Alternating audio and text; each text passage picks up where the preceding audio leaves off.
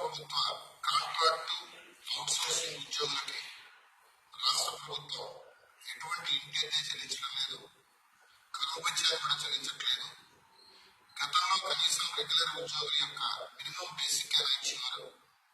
ఈసారి ఆ minimum basic కంటే కూడా తక్కువ వేతనాలతోటి జీవో 151 అవుట్సోర్సింగ్ ఉద్యోగులకి, అలాగే కాంట్రాక్ట్ ఉద్యోగులు కూడా వేతనాలు పెంచుతూ జీవోని జారీ చేశారు. అంటే ఈ ఉద్యోగులకి హెచ్ఆర్ఏ ఇటువంటి ఇతర సౌకర్యాలు లేవు కాబట్టి వీళ్ళని ట్రాన్స్ఫర్ చేయకూడదు. అంటే ట్రాన్స్ఫర్ పాలసీ అనేది లేదు. గత ఉమ్మడి రాష్ట్రంలో ఫైనాన్స్ ప్రిన్సిపల్ సెక్రటరీ గారి ఆధ్వర్యంలో రాష్ట్ర ప్రభుత్వం ఒక కమిటీ వేసింది. తర్వాత కాలంలో కూడా కమిటీ వేసింది. ఈ కమిటీలో నిర్దిష్టంగా ట్రాన్స్ఫర్ పాలసీ, కాంట్రాక్ట్ ఉద్యోగులకి ఇతర సౌకర్యాలు, పిఎఫ్, ఈఎస్ఐ లాంటి సౌకర్యాలు కల్పించే విషయంలో ఒక నిర్దిష్టమైన పాలసీ తీసుకోకూడదు అని చెప్పి ఈ కమిటీని వేశారు. కానీ ఆ కమిటీ నివేదిక ఇవ్వలేదు. అంటే ఈ రోజున స్థితిలో కాంట్రాక్ట్ ఉద్యోగులకి లేదా అవుట్సోర్సింగ్ ఉద్యోగులకి ట్రాన్స్ఫర్ అనే విధానం లేదు. ఈ విధానం లేకపోవడం రెగ్యులర్ ఉద్యోగులకైతే ఇంటెంది చెల్లిస్తారు, కానీ కాంట్రాక్ట్ లేదా అవుట్సోర్సింగ్ ఉద్యోగులకి ఇటువంటి ఇంటెంది చెల్లించే విధానం లేదు. అంతేకాదు ట్రాన్స్ఫర్ అయినప్పుడు ట్రాన్స్ఫర్ అవ్వడానికి, అక్కడికి వెళ్ళడానికి అవసరమైన ట్రాన్స్పోర్ట్ అండ్ ఫెసిలిటీస్ ఇవి కూడా ఇటువంటిది కూడా లేదు. ఇటీవల కాలంలో సర్వశిక్ష అభియాన్, అట్లాగే టూరిజం కార్పొరేషన్ లాంటి చోట కాంట్రాక్ట్ ఉద్యోగుల్ని ట్రాన్స్ఫర్ చేసే విధానాన్ని అక్కడ ఉన్న అధికారులు ప్రారంభించారు. అయితే ఇది ఈ రోజున్న విధానాలకి, జీవోలకి వ్యతిరేకంగానే దీన్ని చెప్పచ్చు. ఈ స్థితిలో కొంతమంది కాంట్రాక్ట్ ఉద్యోగులకి అయితే కనుక వాళ్ళ నేటివ్ ప్లేస్ లో లేని ఉద్యోగులకి ట్రాన్స్ఫర్ కావాలని కోరుకుంటున్నారు. ఇది సహజం. అంతేకాకుండా నేటివ్ ప్లేస్ లో ఉన్న ఉద్యోగులు అక్కడే ఉండాలని కూడా కోరుకోవడం కూడా అంతే సహజం. అక్కడే ఉండాలని కోరుకోవడానికి కారణం ఎటువంటి హెచ్ఆర్ఏ ఎటువంటి సౌకర్యాలు లేకపోవడం, అతి తక్కువ వేతనాలతో ఉద్యోగులు పనిచేయడం. కాబట్టి AP state government contract and outsourcing ఉద్యోగుల ఫెడరేషన్ గా కానీ, జేఏసీగా కానీ అనేక రోజులుగా కోరుతున్నది ఏంటంటే, ఎవరైతే ట్రాన్స్ఫర్ కావాలని చెప్పి ఐచ్ఛికంగా కోరుకుంటారో, రాతపూర్వకంగా అప్లికేషన్ పెడతారో అటువంటి వాళ్ళని మాత్రమే అక్కడ ఖాళీలు ఉంటే ట్రాన్స్ఫర్ చేయండి అనే విధానాన్ని ఫెడరేషన్ తీసుకుంది. దీనికి భిన్నంగా అధికారులు 3 ఏళ్లకోసారి 5 ఏళ్లకోసారి ట్రాన్స్ఫర్ చేసే విధానం అనేది సరైనది కాదు. కొంతమంది ఉద్యోగుల్లో ఒక అపోహ కూడా ఉంది.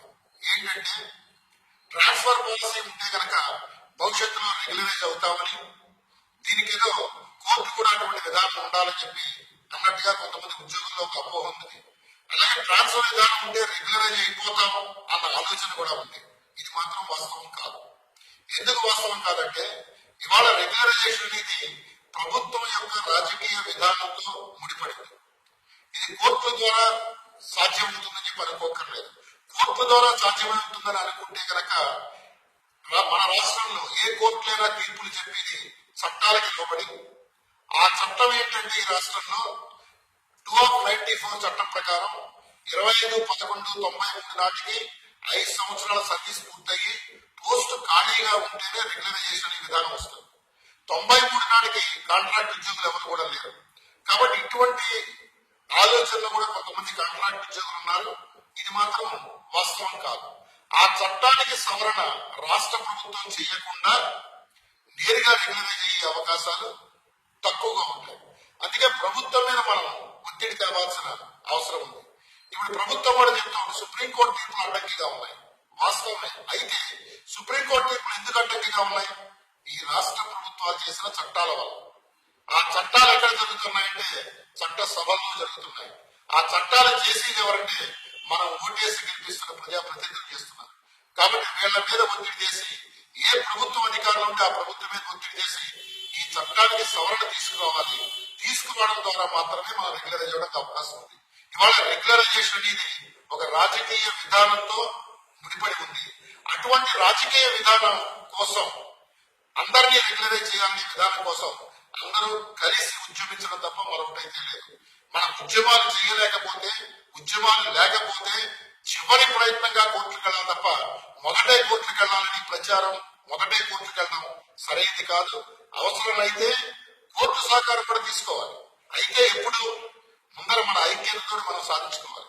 కోర్టులకు వెళ్ళిన తర్వాత ఎన్ని సంవత్సరాలకి అది ఫైనలైజ్ అవుతుందో చెప్పలేము, ఎన్ని సంవత్సరాలకి తీర్పు వస్తుందో చెప్పలేము.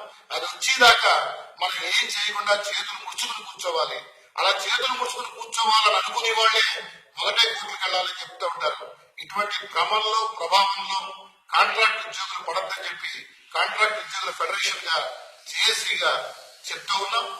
అది సమశిక్ష అభియాన్ ట్రాన్స్ఫర్స్ కావచ్చు, ఇతర చోట్ల ట్రాన్స్ఫర్స్ కావచ్చు.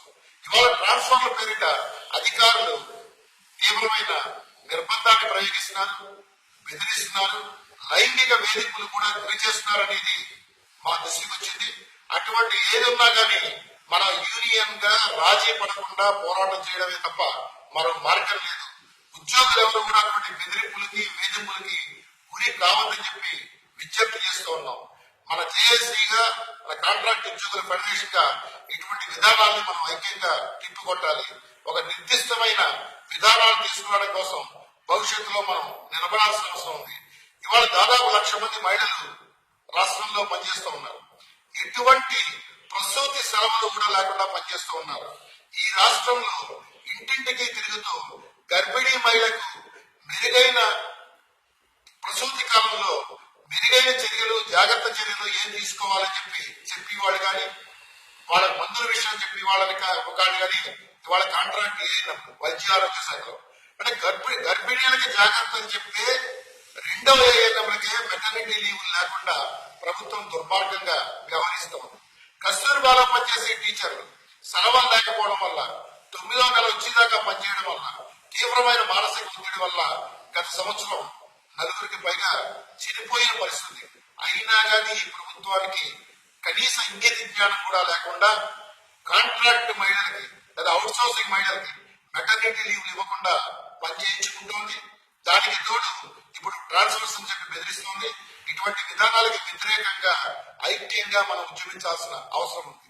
మన పోరాటాలు రోడ్ల మీద కానీ, మన పోరాటాలు సోషల్ మీడియాలో కాదు, మన పోరాటాలు వాట్సాప్ గ్రూపుల్లో కాదు, రోడ్ల మీదకి వచ్చి ప్రత్యక్షంగా మనం ఈ విధానాలకు వ్యతిరేకంగా పోరాడాలి. ఒకళ్ళనొకరు వాట్సాప్ లో అనుకోవడం, ఒకళ్ళనొకరు నిందించుకోవడం, ఒకళ్ళనొకరు మాట్లాడుకోవడం, దీనివల్ల ఎటువంటి ప్రయోజనం ఉండదని చెప్పి ఫెడరేషన్ భావిస్తూ ఉంది. వాట్సాప్లు కానీ లేకపోతే ఫేస్బుక్లు కానీ కేవలం మన సమాచారాన్ని ఇచ్చిపుచ్చుకోవడానికి, మన కార్యక్రమానికి మొబైల్ చేసుకోవడానికి, మనం కొంత ఎడ్యుకేట్ కావడానికి తప్ప ఒకళ్ళ మీద ఒకళ్ళు నిందలు మోపుకోవడానికి కాదు. అటువంటి విధానాలకన్నిటికీ కూడా స్వస్తి పలకండి చెప్పి జేఏసీగా ఈ రాష్ట్రంలో ఉన్న కాంట్రాక్ట్ అవుట్సోర్సింగ్ ఉద్యోగుల నాయకులందరికీ, వాట్సాప్ గ్రూపులు నడుపుతున్న వాళ్ళకి, ఫేస్బుక్ లో అకౌంట్లు నడుపుతున్న వాళ్ళకి అందరికీ కూడా విజ్ఞప్తి చేస్తాం.